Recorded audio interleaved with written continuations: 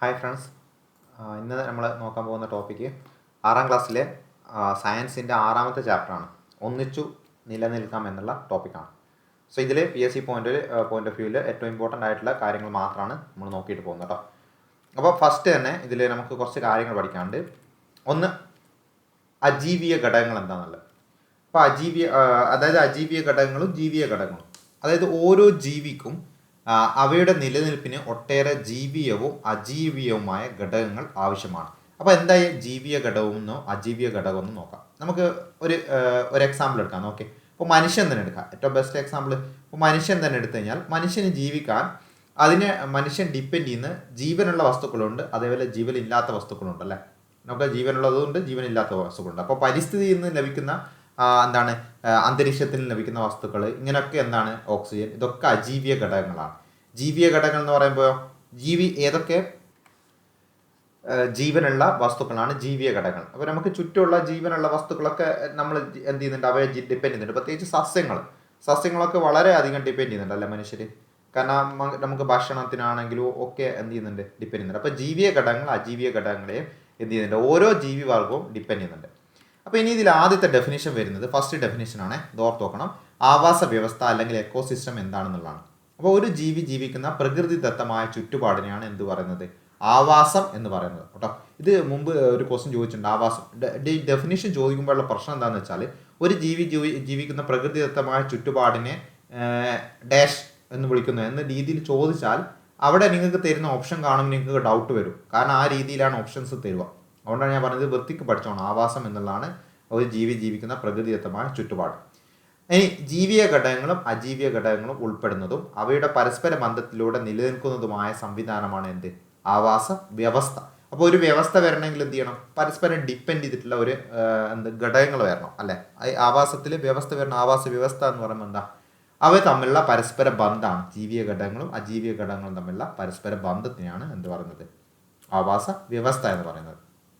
ഇനി ഇതിൽ നിങ്ങൾക്ക് ഇത് നോക്കുമ്പോൾ തന്നെ കുറേ ജീവികളെ അതിൻ്റെ കാര്യങ്ങളൊക്കെ പറയാം. നമുക്ക് ഇമ്പോർട്ടൻ്റ് ആയിട്ടുള്ള കാര്യങ്ങൾ മാത്രം എന്ത് ചെയ്യാം നോക്കാം കേട്ടോ. അത്രയും നോക്കിയിട്ട് പോകാം. കാരണം നമുക്ക് SCERT അല്ലെങ്കിൽ ഒരിക്കലും കഴിയില്ല. കാരണം അത്രയും വാസ്റ്റാണ് SCERT പഠിക്കുമ്പോൾ.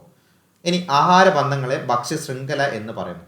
ഈ ആഹാരബന്ധങ്ങൾ എന്താ ആഹാരബന്ധങ്ങൾ നോക്കി, നിങ്ങളൊരു പുല്ല് നോക്കി. ഇവിടെ പുല്ലാണെങ്കിൽ പുല്ലിനെ ആര് ഭക്ഷിക്കും, മാന് ഭക്ഷിക്കും. ഈ മാനിനെ സിംഹം ഭക്ഷിക്കും അല്ലേ.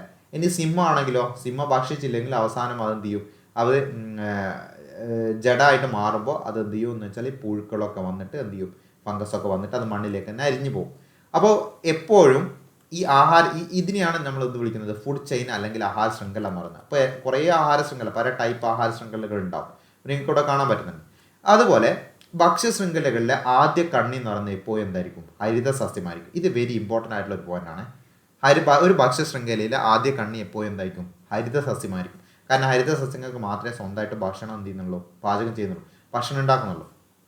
ഇനി അവസാന കണ്ണികളായി വരുന്നത് പൊതുവെ മാംസഭോജികളായിരിക്കും അവസാന കണ്ണികളായിട്ട് വരുന്നത്. ഇടയ്ക്കുള്ളവ സസ്യഭോജികളോ മിശ്രഭോജികളോ ആവാം. സസ്യഭോജികൾ എന്ന് വെച്ചാൽ സസ്യം മാത്രം ഭക്ഷിക്കുന്നത്. മിശ്രഭോജികൾ എന്ന് വെച്ചാൽ സസ്യാഹാരം കഴിക്കും, മാംസാഹാരവും കഴിക്കും. ആ രീതിയിലാണ് വരുന്നത്. അപ്പോൾ ഏറ്റവും ഇമ്പോർട്ടൻ്റ് ആയ പോയിന്റ് ഇത് തന്നെയാണ്. ഭക്ഷ്യശൃംഖലയിലെ ആദ്യ കണ്ണി എപ്പോഴും എന്തായിരിക്കും, ഹരിത സസ്യമായിരിക്കും എന്നാണ് ഏറ്റവും ഇമ്പോർട്ടൻ്റ് ആയിട്ടുള്ള പോയിന്റ്. അപ്പോൾ ഇതിൽ കുറേ ഭക്ഷ്യശൃംഖല കൊടുത്തിരിക്കുന്നതാണ്. നിങ്ങൾ ജസ്റ്റ് ഒന്ന് വീഡിയോ പോസ്റ്റ് ചെയ്തിട്ട് എന്ത് ചെയ്യുക, ഈ ഭക്ഷ്യശൃംഖല എന്താണെന്നുള്ളത് ജസ്റ്റ് ഒന്ന് വേണം വായിച്ചോ. ഇപ്പോൾ പുല്ല് ഭക്ഷിക്കുന്നത്, ആട് ഭക്ഷിച്ചു കഴിഞ്ഞാൽ ആടിനെ മനുഷ്യ ഭക്ഷിക്കും. ആ രീതിയിലാണ് എന്ത് ചെയ്യുന്നത്, ഫുഡ് ചൈന് പോകുന്നത്. ഇനി വിവിധ ഭക്ഷ്യശൃംഖലകൾ ഒന്നിച്ചു ചേർന്നുണ്ടാകുന്നതാണ് എന്ത്, ഭക്ഷ്യ ശൃംഖലാജാലം കേട്ടോ, ഫുഡ് വെബ് എന്ന് പറയും. അപ്പോൾ ഇതൊരു ഫുഡ് വെബാണ്. അതായത് ഒരു പുല്ലിനെ തന്നെ മുയൽ ഭക്ഷിക്കും, മുയലിനെ തന്നെ സിംഹം, പുലി ഒക്കെ ഭക്ഷിക്കും അല്ലേ, ഒത്തിരി മനുഷ്യൻ എന്നുള്ള രീതിയിൽ ഇങ്ങനെ കുറേ ഫുഡ് ചെയിനുകൾ ചേർന്നിട്ട് ഉണ്ടാകുന്നതാണ് ഇത് ഭക്ഷ്യശൃംഖല ജാലം എന്നുള്ളത്. ഇനി ഭക്ഷ്യശൃംഖലയിലെ ആദ്യ കണ്ണി എപ്പോഴും ഹരിത സസ്യങ്ങളാണ്. നമ്മൾ ഓൾറെഡി പറഞ്ഞതാണ്. പ്രകാശ സംശ്ലേഷണം എന്ന ആശയവുമായി ബന്ധപ്പെടുത്തി ഇത് ചർച്ച ചെയ്യാനാണ് പറയുന്നത്. അതായത് പ്രകാശ സംശ്ലേഷണം നടക്കുന്നത് ഇതിൽ മാത്രമാണ്, ഹരിത സസ്യങ്ങളിൽ മാത്രമാണ്. അതുകൊണ്ടാണ് ഭക്ഷ്യശൃംഖലയിലെ ആദ്യ കണ്ണി എപ്പോഴും എന്തായിട്ട് മാറുന്നത്, ഈ ഹരിത സസ്യങ്ങളായിട്ട് മാറുന്നത്. അപ്പോൾ ആ പോയിന്റ് ഓർത്ത് നോക്കണം. ഇനി ഹരിത സസ്യങ്ങൾ സ്വയം ആഹാരം നിർമ്മിക്കുന്നു, അതിനാൽ അവ ഉൽപാദകർ എന്നറിയപ്പെടുന്നു. ഓർത്ത് നോക്കണേ, വെരി ഇമ്പോർട്ടൻ്റ് ആണ്. ഈ ഒരു ടേബിളാണ് അടുത്ത ഏറ്റവും ഇമ്പോർട്ടൻ്റ് ആയിട്ട് വരുന്നത്. അപ്പോൾ ഹരിത സസ്യങ്ങളാണ് പ്രൊഡ്യൂസേഴ്സ് അല്ലെങ്കിൽ ഉൽപാദകർ എന്നറിയപ്പെടുന്നത്.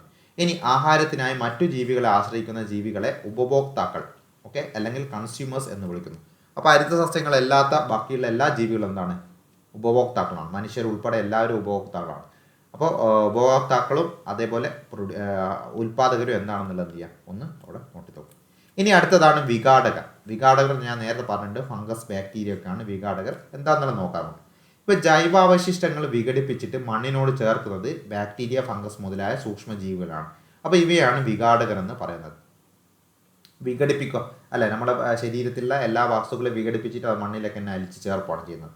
അപ്പോൾ വിഘടിക്കപ്പെടുമ്പോൾ എന്താണ് ഉണ്ടാകുന്ന പോഷക ഘടകങ്ങൾ സസ്യങ്ങളുടെ വളർച്ചയ്ക്ക് വീണ്ടും ലഭ്യമാവും.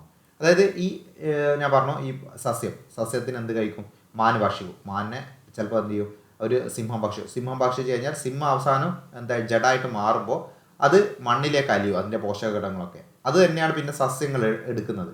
അത് പിന്നെ ആ റൊട്ടേറ്റ് ചെയ്തിട്ട് വരുവാണ് ചെയ്യുന്നത് അല്ലേ. സസ്യങ്ങൾ പിന്നെ എന്ത് ചെയ്യും, അങ്ങനെ കഴിക്കും. അങ്ങനെയാണ് ഇതിൻ്റെ ഒരു സർക്കിളായിട്ട് വരുന്നത്. ഇവിടെ നോക്കി നിങ്ങൾ, ഇപ്പോൾ ഉൽപാദകർ സസ്യങ്ങളായിരിക്കും ഉൽപ്പാദിപ്പിക്കുന്നത്.